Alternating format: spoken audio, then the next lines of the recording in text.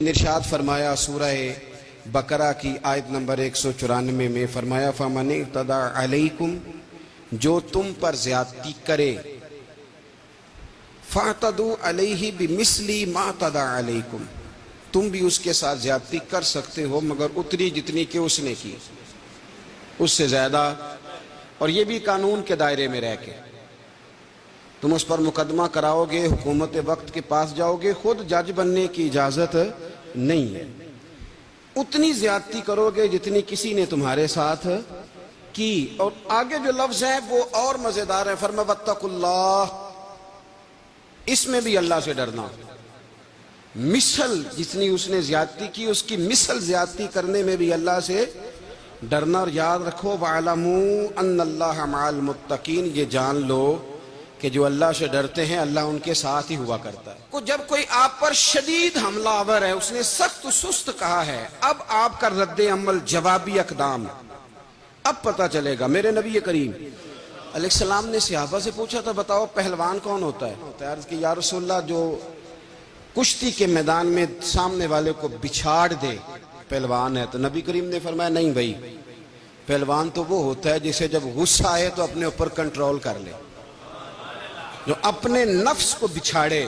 سزا اسے ملے گی جس نے جرم کیا ہے، جس نے جرم نہیں کیا اسے سزا ملے گی، یہ سمجھ لے میری بات۔ میرے رسول کریم علیہ السلام نے تعین کرنے کا کہا، تعین۔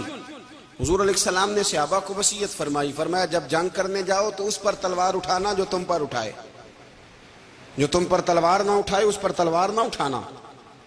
کچھ لوگ مجبوراً لائے جاتے، کچھ لوگوں کے بچے قید کر لیے جاتے تھے کہ تم جنگ پہ نہ گئے تو تمہارے بچے مار دیے جائیں گے، ان پر تلوار نہ اٹھانا، خیال کرنا جو جرم کرے اسے سزا دینا۔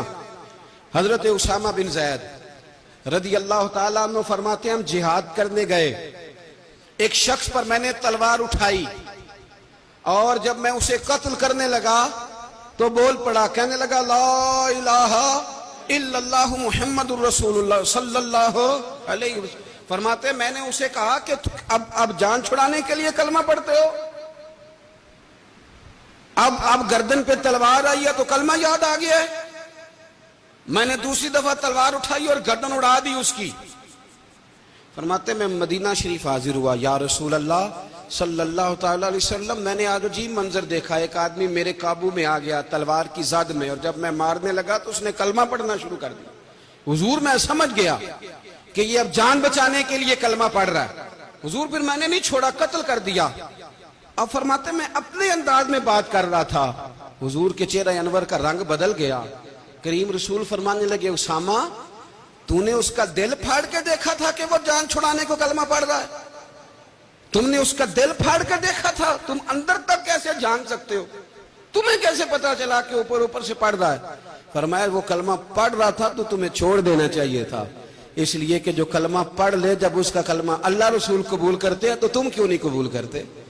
میں چھوڑ دینا چاہیے۔